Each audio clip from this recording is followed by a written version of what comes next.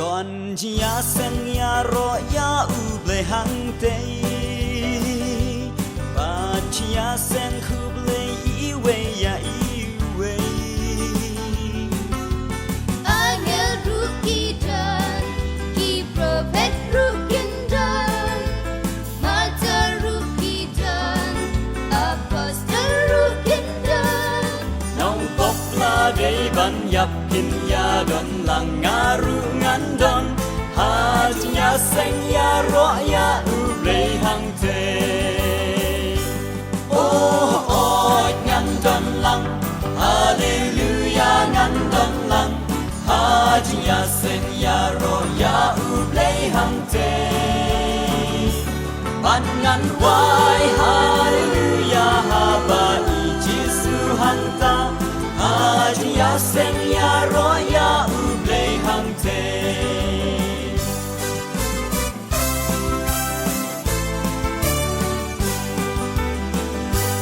Kan mong cha kaya shem bak men tam hang te Dur pas nhau si kan om don shu da le le la sing ru undon kana bon ru gandon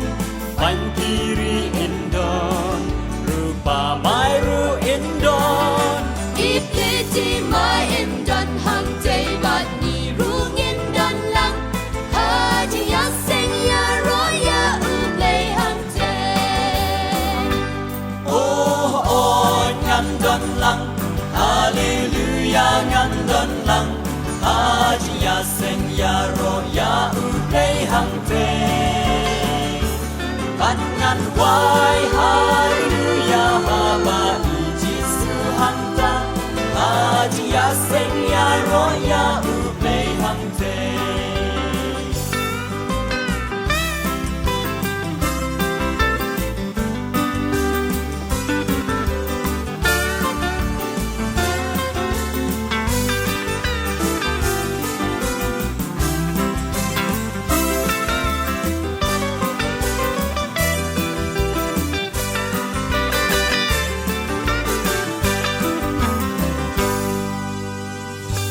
Jesus Christ unsa wan bao ha kil op ne Jesus pa paro in le ya shamba Emmen ru kin don ki para ru kin don Samla ru kin don ki temmen ru kin don Riu khu na sao ler paro kin don lang arungan don ha ji ya sang ya ro ya u play hang play oh ngan don lang hallelujah ngan don lang ha ji ya sang ya ro ya u play hang te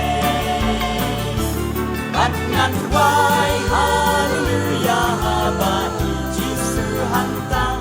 ha ji ya sang